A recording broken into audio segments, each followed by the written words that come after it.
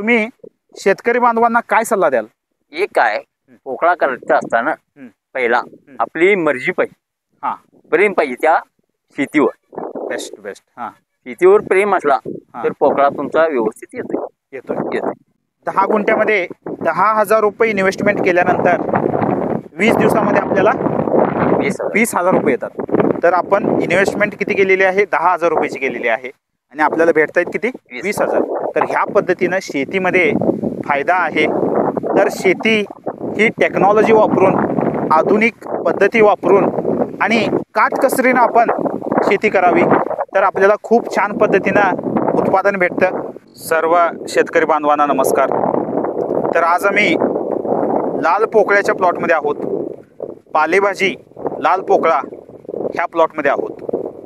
तर लाल पोकळा कोणत्या पद्धतीनं आपण लागवड करावी आणि लाल पोकळा केल्याने कोणत्या पद्धतीनं आपल्याला फायदा होतो, ही सर्व माहिती आज आम्ही शेतकरी बांधवांकडून जाणून घेणार आहोत. तर आज आम्ही बोरगाववाडी ह्या गावात आलेलो आहोत. तर नमस्कार. नमस्कार. नमस्कार.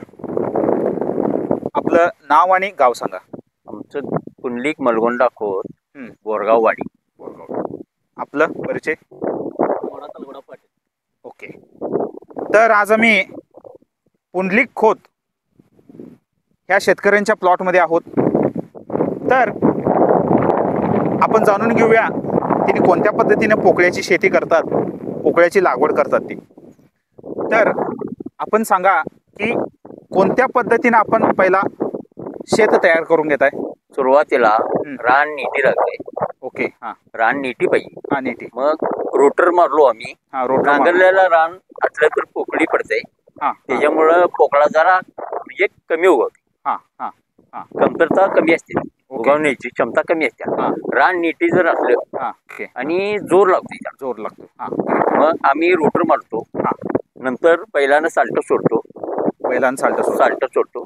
नंतर महादन बी इसकटून त्याच्यावर मग फट्टीनं कणी म्हणजे खांड्यानं ओढून फट्टीने हे करता. हे करतो. तर मग तुम्ही साल्ट किती फुटाची सोडताय? तरी 4 फूट असतील. 4 फुटाची साल्ट. तर पहिला रोटर करताय तुम्ही, त्यानंतर साल्ट सोडताय. 4 फुटाची साल्ट सोडताय.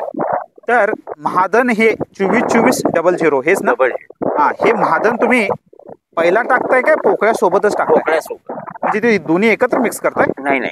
हां मग पहिला महादन टाकायचं किंवा पोकळ टाकायचं. हां म्हणजे पहिला साल्ट सोडून घ्यायची, त्यानंतर महादन टाकायचं किंवा पोकळ. दोन्ही पैकी कोणतं तर टाकलं चालतंय. त्याच्यावरती फट्टीनं ओढून घेतो. फट्टीनं ओढून घेताय.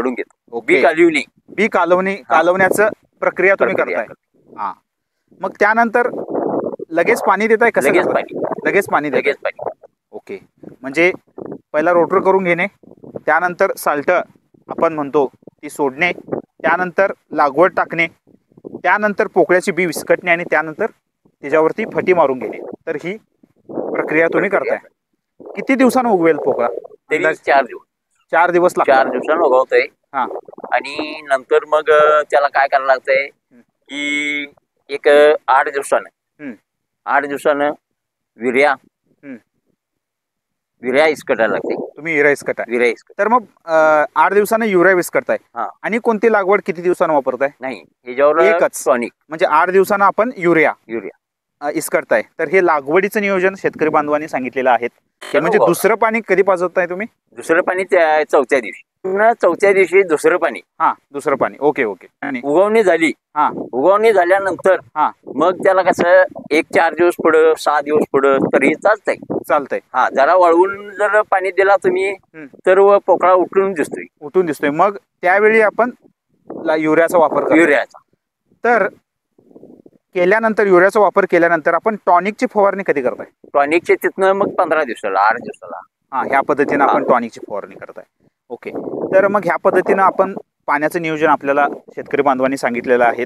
4 ते 5 दिवसाच्या अंतरानं पाणी देताय तुम्ही. आता हे क्षेत्र आहे पोकळ्याचं, तर किती क्षेत्र आहे हे? 30 गुंठे. हे टोटल तुमचं? टोटल आता टाकलेलं 10 गुंठा आहे. हे टाकलेलं 10 गुंठा आहे. 10 गुंठा आहे. त्यानंतर हे पुढचं क्षेत्र 10 गुंठा आहे. त्याच्या पुढचं टाकायचं 10 गुंठा. म्हणजे आपण सांगा तुम्ही. टप्प्याटप्प्यात आम्ही टाकतो, म्हणजे गड्याचं नियोजन लागावं. ओके, पहिली गोष्ट. पहिली गड्यांचं नियोजन आपल्याकडे एकटंच असल्यामुळं आपण नियोजन प्रमाणे ते करतो. ओके ओके, तर ह्या पद्धतीने मी करताय. तर हे पोकळा किती दिवसात काढायला येतो? तरी 20 दिवसात. 20 दिवसात चांगला असेल तर चांगला एक नंबर येणार. एक नंबर. तर 10 गुंठ्यामध्ये किती पेंड्या निघतात तरी? 2500. तर 20व्या दिवशी जर पोकळा आपण काढायला सुरुवात केली तर किती दिवसापर्यंत तो आपण काढतो? प्लॉट संपतो तुमचा 10 गुंठ्याचा? 10 गुंठ्याचा प्लॉट तरी पण एक 4 दिवस लागतात. 4 दिवस लागतात. तर टोटल किती पेंड्या होतात? 2500. साधारण कमीत कमी रेट किती असतो? रेट कमीत कमी म्हटला तर 5 रुपये. आणि जास्तीत जास्त असेल तर जास्त 12 रुपये. तर अंदाजे आपण जरी 8 रुपये जरी रेट धरला, अंदाजे जास्तीत जास्त आणि कमीत कमी ह्याचा अंदाजे आपण 8 रुपये जरी रेट धरला तरी 20,000 रुपये. 20,000 रुपये आपल्याला उत्पादन हे पोकळ्यामधनं येतं 20 दिवसात. तर म्हणजे डेली 1,000 रुपये आपल्याला उत्पादन हे येतं. तर मला सांगा, हा झाला उत्पादनाचा भाग. तर दुसरी गोष्ट, आपल्याला खर्च कोणत्या पद्धतीने येतो?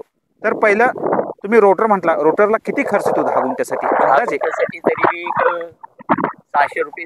600 रुपये. त्यानंतर तुम्ही 4 फुटी साल्ट सोडताय ना, त्याला किती खर्च येतो? ते सगळं धरूनच येतं का? सगळं धरून 800 रुपये. 800 रुपये. ओके, हा 800 रुपये आपल्याला खर्च साल्ट आणि ते रोटर धरून. तर बी किती लागतात तुम्हाला 10 गुंठ्यात? 2 किलो लागतात. तर 2 किलो म्हटल्यानंतर किती तरी अंदाजे किती रुपये आहे ते ब्याला? ते बी 300-400 रुपये किलो. 300-400 रुपये किलो असतं. अंदाजे 400 धरू आपण.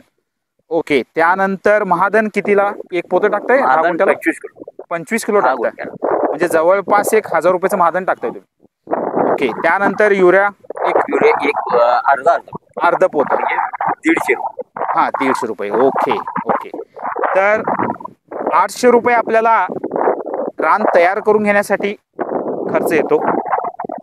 त्यानंतर आपल्याला पोकळा जे बी आहे ते 2 किलो म्हटल्यावर ते 800 रुपये येतात. टोटल झाले 1600.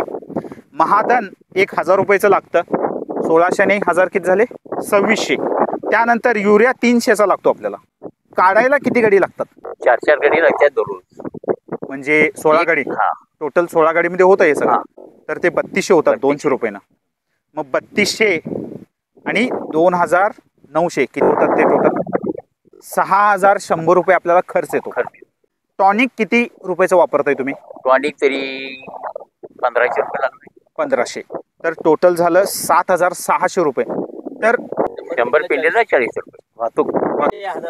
1000 आणि ट्रान्सपोर्टचा खर्च हे सर्व मिळून आपल्याला 10,000 रुपये खर्च येतो. तर शेतकरी बांधवांना सांगायचं आहे की 20 दिवसामध्ये आपण 10,000 इन्व्हेस्टमेंट केल्यानंतर आपल्याला पैसे दुप्पट होतात. 10,000 आपण इन्व्हेस्टमेंट करताय आणि आपल्याला 20,000 भेटत आहेत. तर पैसे आपले दुप्पट होतात. तर ह्या पद्धतीनं पुंडलिक खोत 10 गुंठ्यामध्ये 10,000 रुपये इन्व्हेस्टमेंट केल्यानंतर 20 दिवसामध्ये आपल्याला 20,000 रुपये येतात. तर आपण इन्व्हेस्टमेंट किती केलेली आहे? 10,000 रुपयाची केलेली आहे आणि आपल्याला भेटत आहेत किती? 20,000. तर ह्या पद्धतीनं शेतीमध्ये फायदा आहे. तर शेती ही टेक्नॉलॉजी वापरून, आधुनिक पद्धती वापरून आणि काटकसरीनं आपण शेती करावी तर आपल्याला खूप छान पद्धतीनं उत्पादन भेटतं. तर पोकळा तुम्ही किती वर्ष करताय? तरी 10 वर्ष. 10 वर्ष. तुम्ही शेतकरी बांधवांना काय सल्ला द्याल? एक काय, पोकळा करायचा असताना पहिला आपली मर्जी पाहिजे, प्रेम पाहिजे त्या शेतीवर. बेस्ट. शेतीवर प्रेम असला तर पोकळा तुमचा व्यवस्थित येतोय. काय माळ असलं काळ्या जमिनीत पोकळी पडते थोडं पत, म्हणजे कमी उत्पन्न कमी निघते आणि माळ जमिनीत उत्पन्न जास्त निघते. ओके. आणि एक आहे त्यात आता रोटर एक वेळा मारलं तर 2 पिकं आमची निघतात. रोटरचा खर्च पुढच्या पिकामध्ये कमी येतो. पुंडलिक खोत आणि अप्पनगौडा पाटील यांना खूप खूप आभार. आपण आपला वेळ दिल्याबद्दल आणि ही अमूल्य माहिती आपण आमच्या शेतकरी बांधवांपर्यंत दिल्याबद्दल खूप खूप आभार. थँक्यू. धन्यवाद.